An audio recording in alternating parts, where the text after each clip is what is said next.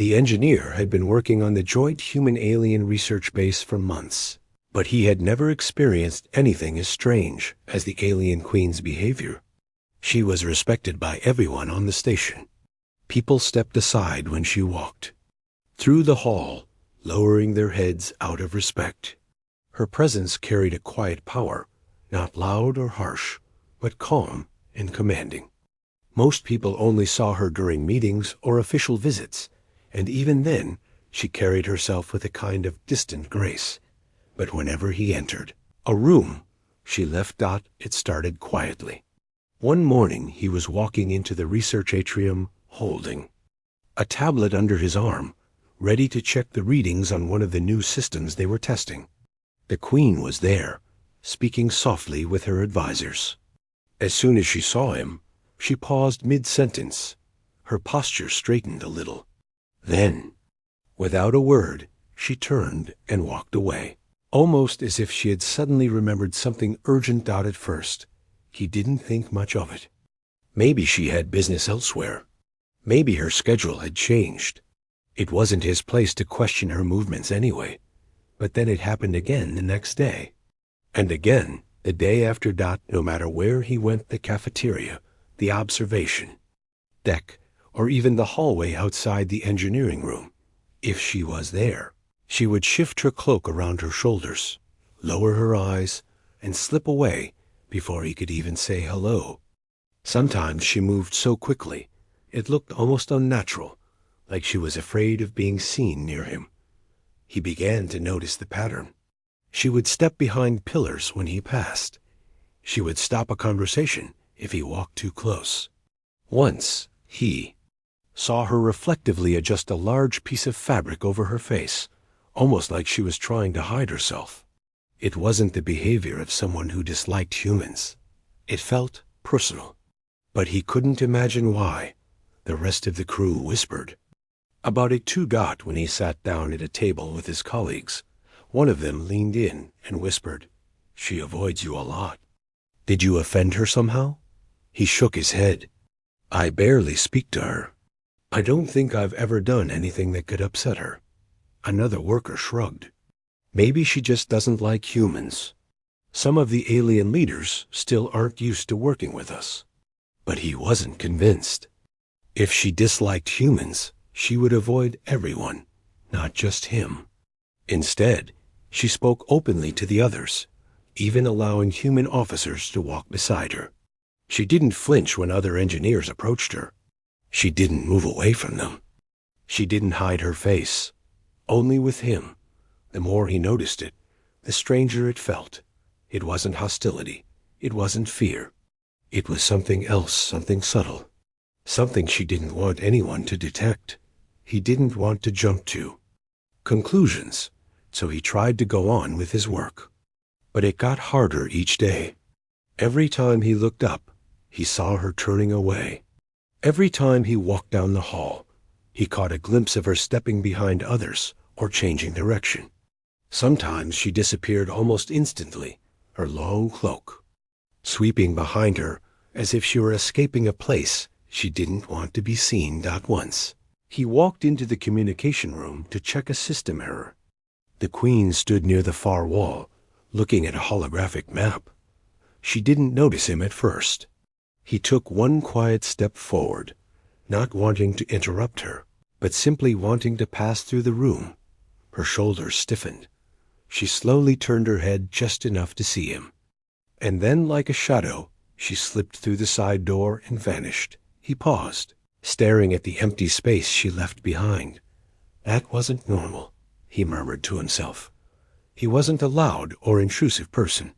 In fact, most people described him as calm and easy to talk to. He had no special rank, no political influence, no secret connection to her court. He was a simple engineer, someone who enjoyed working with machines more than dealing with complicated social situations. So why? Him? One afternoon, as he was repairing a power module near the docking area, he overheard two alien guards talking. They didn't notice he was close enough to hear them. "The Queen moves strangely these days," one guard said. "She changes direction, whenever that human approaches. The one who works in engineering? The other asked. Yes, him. I don't understand it. The first guard made a confused sound.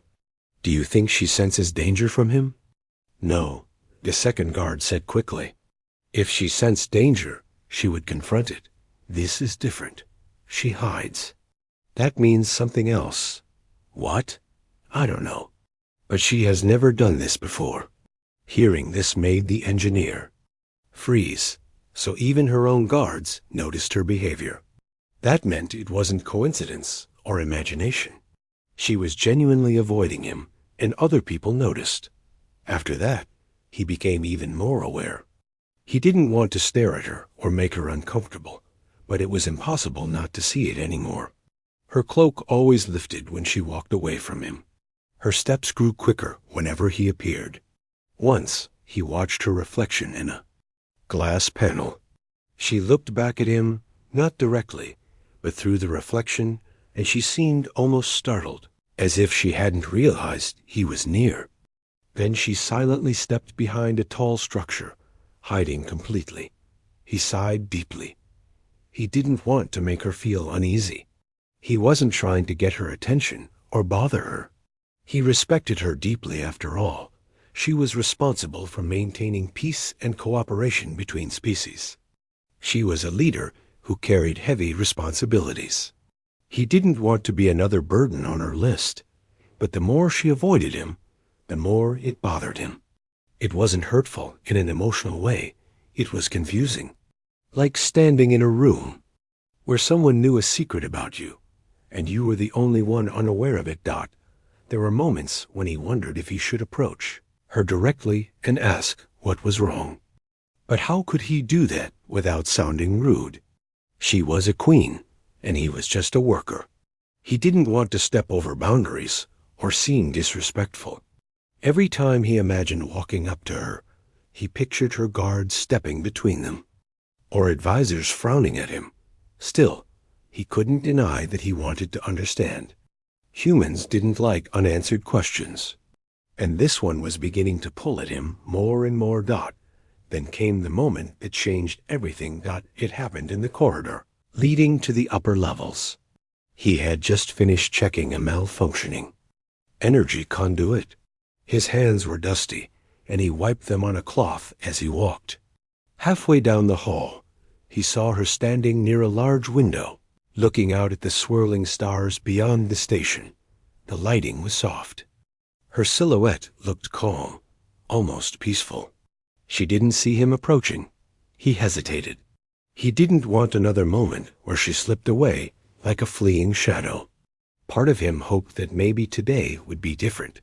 Maybe she wouldn't react so strongly. He took a slow step. Her head tilted slightly. Another step.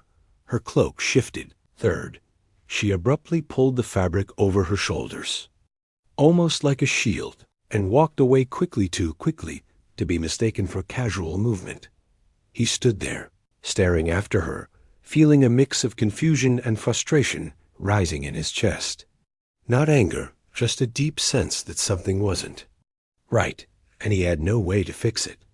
He leaned against the wall, thinking quietly. He didn't know why she kept hiding from him, but he knew one thing for sure. This wasn't normal, and it wasn't accidental. She wasn't trying to avoid humans. She was trying to avoid him, and he had no idea why. But whatever the reason was, he felt it growing heavier.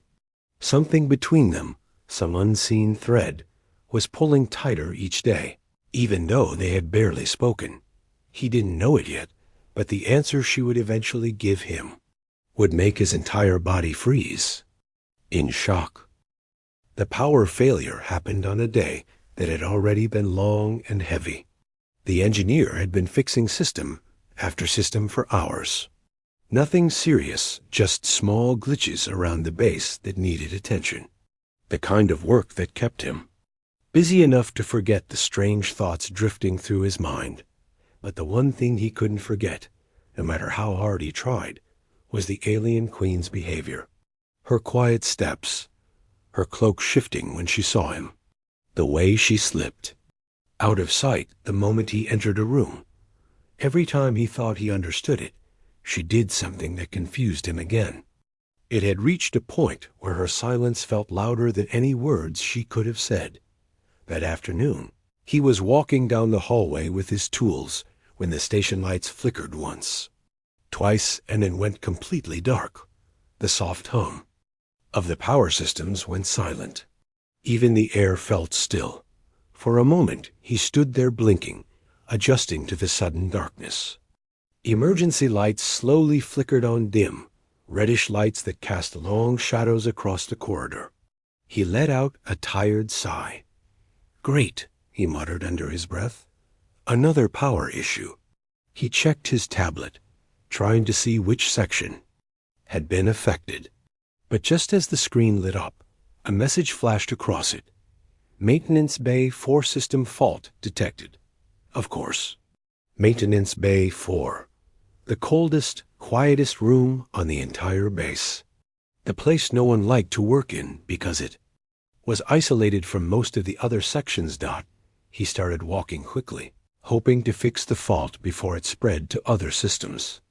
The emergency lights flickered behind him as he moved through the hall. Everything felt slightly eerie, but he had dealt with power failures before. He wasn't worried. He reached the door of the maintenance bay and pulled it open. The room was darker than the hall, illuminated by only a single emergency strip light along the ceiling. Shadows stretched across the floor like long fingers. He stepped inside, letting the door close behind him. He took 2 steps forward and froze. The alien queen was there. She stood near the far corner of the room, her posture tense, her cloak wrapped close around her body, her eyes normally calm, and steady lifted sharply the moment she heard his footsteps. He didn't know who was more surprised. For a second, neither of them spoke. The quiet hum of the emergency light buzzed softly overhead. The room felt smaller, the air thicker. He cleared his throat gently, not wanting to startle her. "I didn't know anyone was in here." Her gaze flickered away as if she wanted to hide even her expression. She turned slightly, positioning her cloak so it covered more of her face. She looked like she was preparing to move, to slip past him and escape the room like she always did. But this time she couldn't. The only exit was behind him. The power failure had locked the side doors. There was nowhere for her to go unless she walked past him. She stayed exactly where she was, shoulders tight. He took a small step forward, slowly, cautiously. She stiffened as if every muscle in her body reacted at once. He stopped immediately, not wanting to make her uncomfortable. He raised his hand slightly, showing he meant no harm. "You don't have to be afraid. I'm just here to fix the power issue." Her head turned just a little, the faintest movement, as if she wasn't sure whether to respond or stay silent. The emergency light flickered again, creating a brief moment where her cloak seemed to glow softly. "I'm not afraid," she said finally, her voice quiet but steady. He blinked. Her voice always carried a calm strength. Even now, trapped with him in a half-dark room, she didn't sound scared. But she did sound guarded, like every word was measured. "Then," he hesitated, "why do you always walk away?" The question came out before he could stop it. It wasn't sharp. It wasn't accusing. It was simply honest, something he'd held inside for far too long. The queen's posture froze. She didn't move, didn't speak, didn't even breathe for a moment. Her cloak shifted slightly, as if she were trying to hide her reaction. "I didn't mean to make you uncomfortable," he added quickly. I don't understand why it happens every time." The room stayed quiet except for the faint hum of the emergency light. She didn't answer, but her silence said enough. She had heard him clearly. He wished the door would open so she could leave if she wanted to, because seeing her so tense made him feel like he had done something wrong. But the door didn't move. The lock stayed, Red Dot, he took a slow breath. If I did something to upset you, I'm sorry. I honestly have no idea what it could be. I haven't even spoken to you much. Her shoulders moved slightly, almost like she had taken a deep, hidden breath. Still no words. He tried again, softer this time. I just want to understand. That seemed to break something inside her, not in a dramatic way, but in a quiet way. A small shift. A tiny crack in the wall she had been holding up Dot. She finally turned her face a little toward him. Even in the dim light, he could see the emotion in her eyes. Not anger, not fear. Something else. Something difficult. You shouldn't be close to me, she said softly. It isn't safe. He frowned, confused. Safe? Why? What does that mean? She didn't answer right away. Her gaze dropped to the floor, her fingers tightening around the edges of her cloak. She looked like someone who had been carrying a heavy secret for so long that even speaking about it felt painful. I don't avoid you because I dislike you, she said quietly. The words surprised him. He hadn't expected that. Dot, she continued in the same careful tone. I avoid you because others watch. They always watch. He glanced at the door out of habit, half expecting someone to be standing there. An advisor, a guard, someone who might be observing. But the room was empty. I don't understand, he said again, softer this time. Why does it matter if someone sees us in the same place? She looked up at him fully now, eyes steady and filled with something she seemed scared to reveal. He felt a strange heaviness settle over the room, like whatever she was about to say would change the way he saw everything. You don't know what it means for someone like me to be seen near someone like you, she whispered. He opened his mouth to reply, but no words came out. He had no idea what she meant. Was it cultural? Political? Personal? He didn't know. And she looked like someone who was fighting herself, internally wanting to explain, but also wanting to keep the truth hidden. The emergency light flickered again, and for a moment they both stood in semi-darkness. She suddenly closed her eyes, as if gathering strength. If they think I care for you, even slightly, it will cause trouble. Many kinds of trouble. The words hit him like a soft shock. Care? Why would she use that word? He took a step forward before he realized it. Her eyes opened, watching him closely. Trouble for who? He asked gently. For you, she answered in almost a whisper. He felt something tighten in his chest. Not fear, just confusion, mixed with something he couldn't name. Why would being near him put him in danger? He was just an engineer, not important, not connected to anyone powerful. She looked away again, turning her body slightly so her cloak shielded her face. I didn't want you to become a target because of me. Target. That word made his shoulders stiffen without him meaning to. But she didn't stop there. She wasn't finished. People in my court talk, she said. They notice things. They create stories. And they noticed that I look at you often. His breath caught. He didn't know what to say.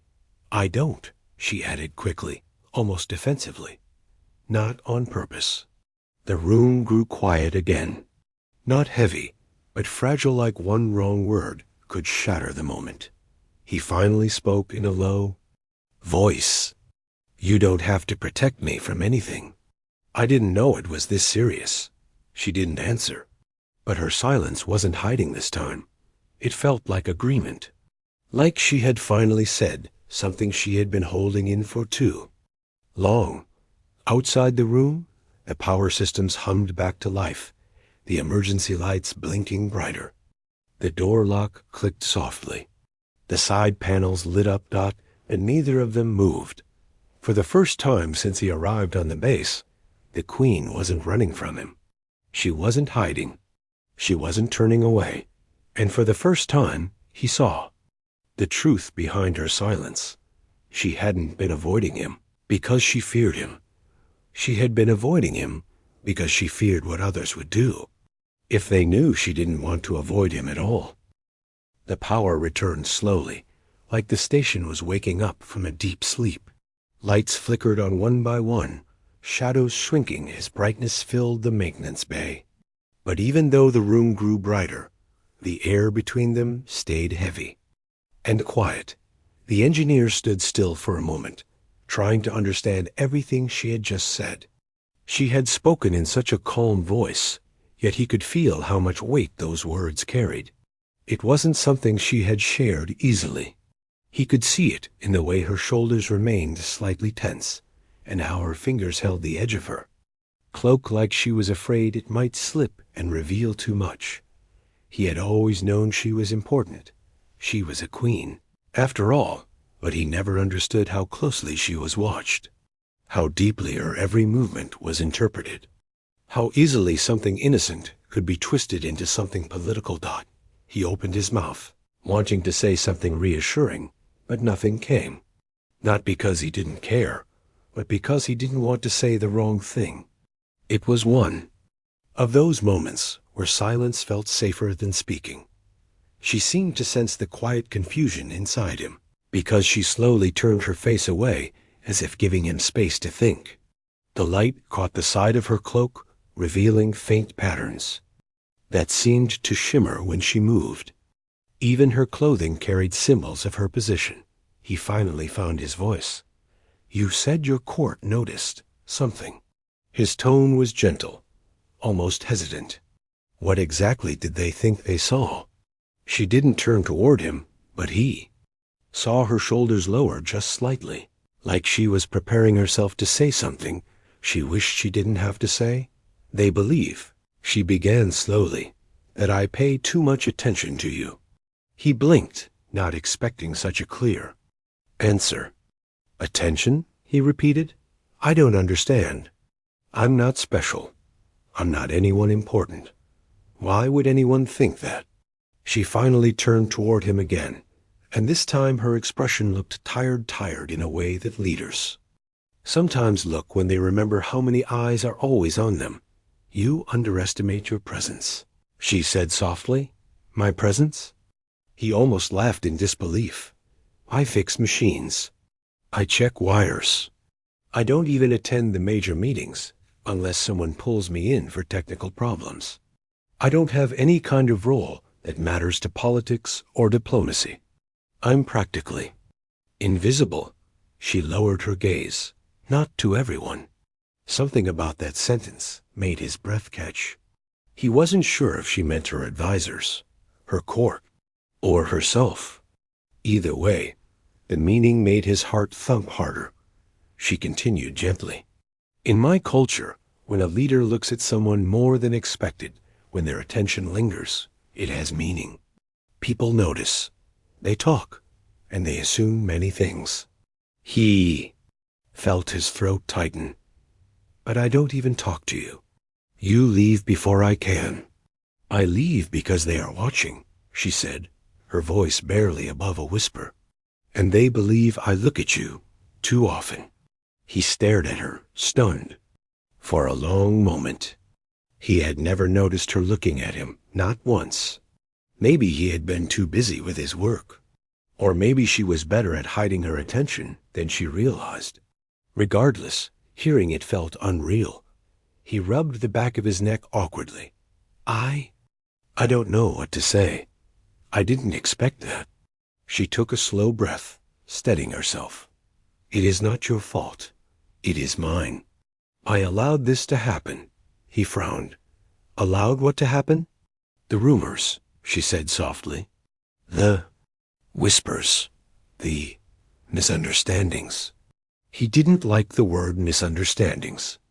It carried a kind of sadness with it, like she was being blamed for something she had no control over. He stepped forward, just a little, not close enough to invade her space, but close enough to show that he wasn't afraid of her, or the rumors, or the watchful eyes she mentioned. "You don't have to hide from me," he said quietly. "I'm not someone people would target. I'm nobody important." Her head lifted sharply, and he was surprised by the sudden firmness in her voice. "Do not say that." The words were strong, almost cutting. "You matter. More than you." "No?" He froze, stunned by how intensely she said it. Her voice softened afterward, but the meaning stayed. "In my world," she explained, "anyone close to the throne is seen as valuable, as influence, even if they don't want it, even if they never asked for it." "I'm not close to the throne," he said quickly. Her gaze lowered again. "They think you might be." The room felt suddenly heavier, like the air had thickened. He couldn't tell if she meant they thought he was trying to get close, or if they thought she wanted him close. He swallowed hard. "But why would they think that? What did I do?" "You did nothing," she said gently. "Sometimes doing nothing is enough for others to imagine everything." He let out a slow breath, trying to understand the strange rules of her world. Humans never looked at a simple interaction and assumed something deeper unless there was a clear reason. But her people were different. Their traditions ran deeper, their interpretations more symbolic. Every gesture meant something. Every glance carried weight. "So you've been avoiding me," he said slowly, "to stop those rumors." "Yes," she whispered, "to protect you." He shook his head. "But you said earlier that it would cause trouble for me." "Why me?" She hesitated. For the first time since he arrived at the base, the Queen looked uncertain. Not because she didn't know the answer, but because she wasn't sure if she should say it. "My court. They are old-fashioned," she said carefully. "Some of them do not trust humans. They believe that humans are unpredictable, emotional, too quick to form attachments." He almost smiled. "We're not that emotional." She raised one eyebrow. Slightly. "You are." He couldn't argue with that dot. She continued softly. "If they think a human has an influence on me, they may try to remove that influence by many methods." He stiffened, not out of fear, but out of realization. Everything suddenly made sense. Every moment she had slipped away. Every time she had turned her face. Every time she had taken the longer route just to avoid crossing paths with him. She wasn't avoiding him because she wanted to. She was avoiding him because she didn't want harm to touch him. He looked at her quietly for a long moment.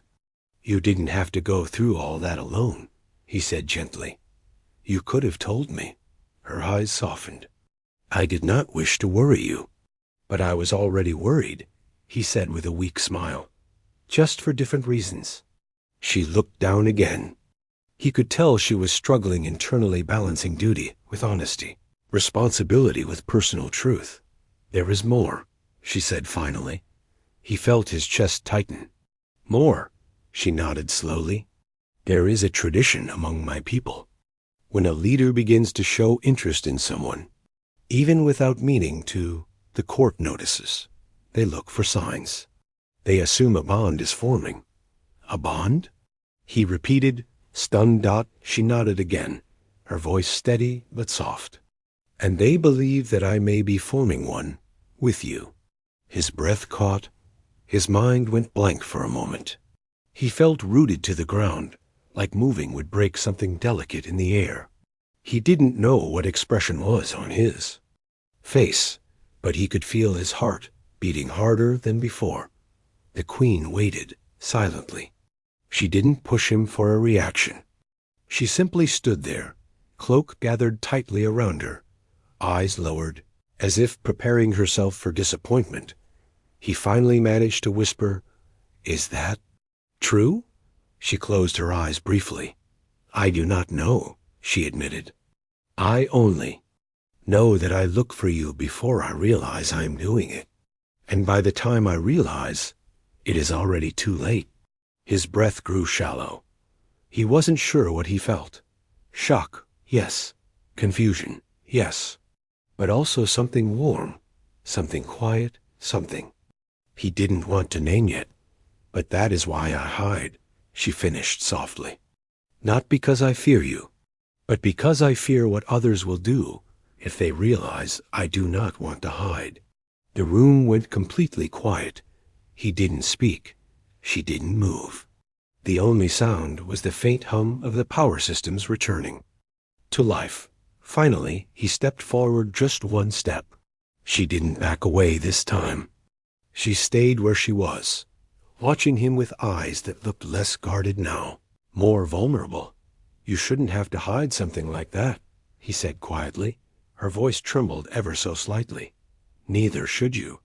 For the first time, the truth between them wasn't hidden in shadows of silence. It stood openly in the room, soft and fragile, waiting to be understood. And he finally realized why she was afraid. Because sometimes the most dangerous thing for a queen was caring about someone she wasn't supposed to. When the next morning came, the human soldier woke up earlier than everyone else. He didn't even know why he opened his eyes before sunrise. Maybe it was the strange quietness around him. Maybe it was the soft feeling he had in his chest after everything that happened the night before.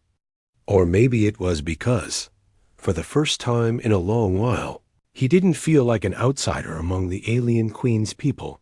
He sat up slowly, stretching his back, listening to the faint buzzing sounds that drifted through the camp.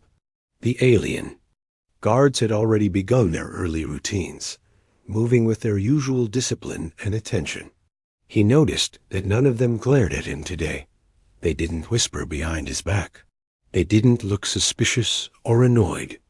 Instead, they gave small nods, polite, respectful nods, almost as if acknowledging him as someone who belonged there. It felt unreal. The queen's child had fallen asleep the night before holding on to the soldier's arm, refusing to let go until the very last moment. The memory replayed in his mind, and it brought a strange warmth. The queen herself had watched them with soft eyes, not saying anything, but clearly feeling something important, even though she was a leader with unimaginable responsibilities. She had sat beside them like any ordinary mother. That moment had stayed with him. He stood up and dusted off his uniform. His legs still felt heavy, his mind still somehow slower than usual. But at the same time, he felt lighter, like a heavy layer of distance between him and everyone else had been removed. As he walked toward the supply tent, he heard soft footsteps behind him. When he turned, he saw the queen approaching. Her posture was calm, steady, but there was something different in her expression today. Something gentler. "You rise early," she said in her usual composed tone. He smiled faintly. "Couldn't sleep." She nodded as if she understood exactly what he meant, even though neither of them had said anything more than a few words. For a moment, they simply stood there in the early morning light, the sky still painted with colors from the sunrise. There was no tension this time, no awkwardness, just a quiet understanding. The queen looked around the camp, then back at him. "My people are speaking of you," she said. "Good things or bad things?" He asked playfully, though he already had a guess. "Good," she said softly. "You helped my child. You carried them when even my guards hesitated. That act, it means more than you think."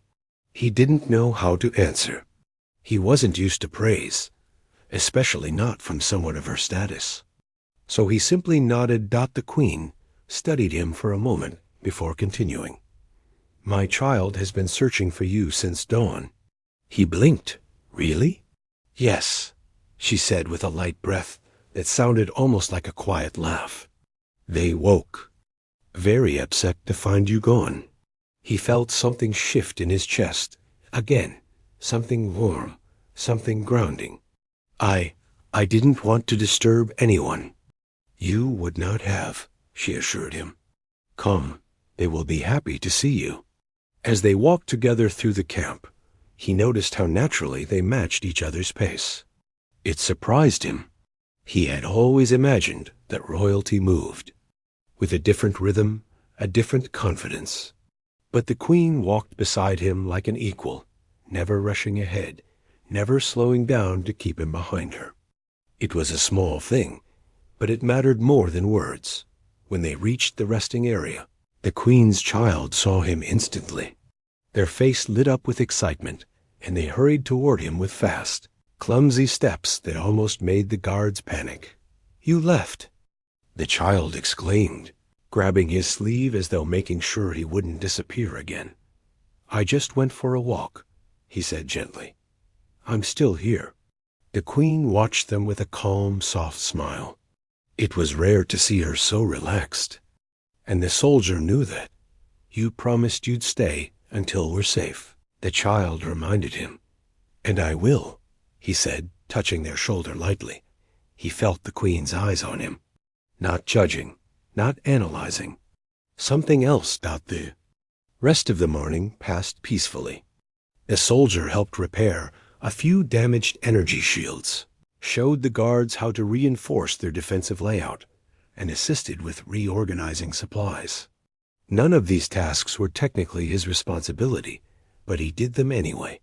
And every time he looked up, he saw the Queen, observing quietly, never interfering, never giving orders, just watching with a look that suggested she was learning something new about him with each passing moment. By midday, the atmosphere around the camp had changed completely. Where there had once been suspicion and distrust, there was now a sense of unity. The guards spoke to him more easily. The healers offered him water and food without hesitation. The Queen's advisors didn't glare or whisper, they simply treated him as someone the Queen trusted. And the Queen's trust was no small thing. Everyone understood that. Later that afternoon, the Queen called for him. He approached her tent, unsure what she wanted, but ready to help. When he entered, she stood near a glowing map, studying the routes that led towards safer territory. "We will travel again tomorrow," she said. "The storms in this region are growing stronger, and it is not wise to remain here." He nodded. "I'll help prepare." She hesitated, something she rarely did. "There is another matter," she said softly.